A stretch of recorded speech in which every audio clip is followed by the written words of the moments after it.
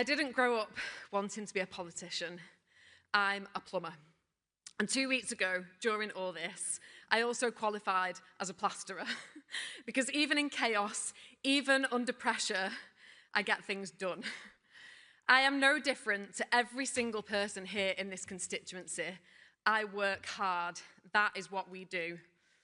Except things have changed a lot over the last few decades, because working hard used to get you something. It got you a house, a nice life, holidays. It got you somewhere.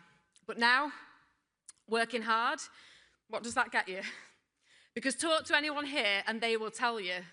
The people who work hard but can't put food on the table, can't get their kids' school uniforms, can't put their heating on, can't live off the pension they worked hard to save for, can't even begin to dream about ever having a holiday, ever.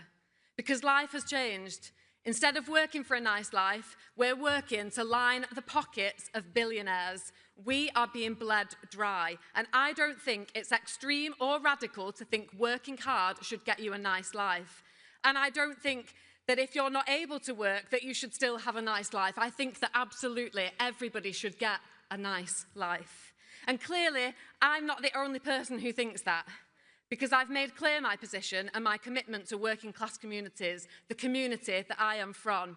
People in their thousands told me on the doorsteps and at the ballot box that what we are sick of is being let down and looked down on, that we are sick of our hard work making other people rich. I lived in this constituency at one of the most difficult and challenging periods of my life. I saw how strong the community was at holding things together. But I saw how much harder life is when the things around you are broken. The litter, the fly tipping, the dirty air. And when I moved, it became even clearer, and this is why I am fighting for the community that I lived in and that I still work in. Because I absolutely refuse to accept that we should ever have to move and leave our communities for good schools, a thriving high street and clean air. And I will not accept a society where having more money gets you a longer life expectancy. And so when it came to fighting for people here to stand in this election, well, how could I not fight? Because here, this is what we do. We fight for each other in this very diverse constituency, where our struggles might not always be the same, but where we know how hard life can be, and we stick together. Whatever our beliefs, our backgrounds, our colour, or our level of education, we stick up for each other. And to those who voted for me, I know that earning your trust starts now. One vote on one night is not something I will take for granted or assume will happen again. I will earn your trust.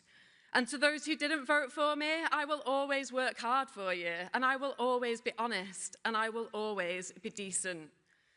To our Muslim communities who this week suffered an attempted attack during Ramadan, whilst I was being welcomed by women at a mosque in Longsight, someone just down the road walked into a mosque carrying an axe.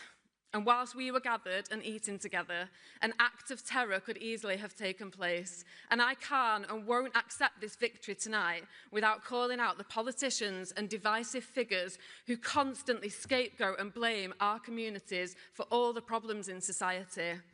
My Muslim friends and neighbours are just like me, human.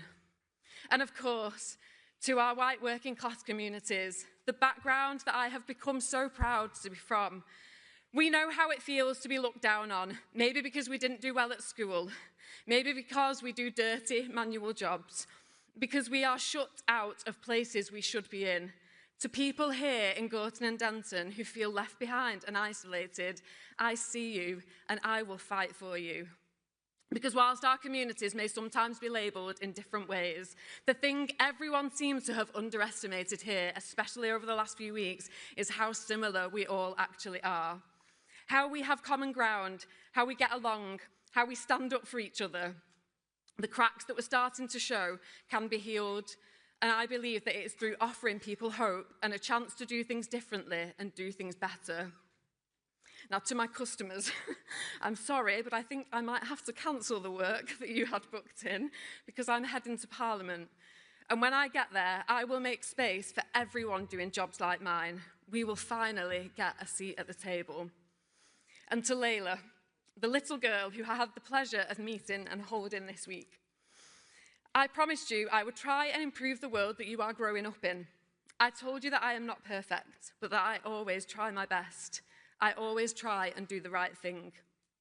Now, something exciting is definitely happening, and I invite you all to be part of it. Come and join the Green Party so that we can spread hope and win everywhere across the country. Our strength will grow as more and more of us come together.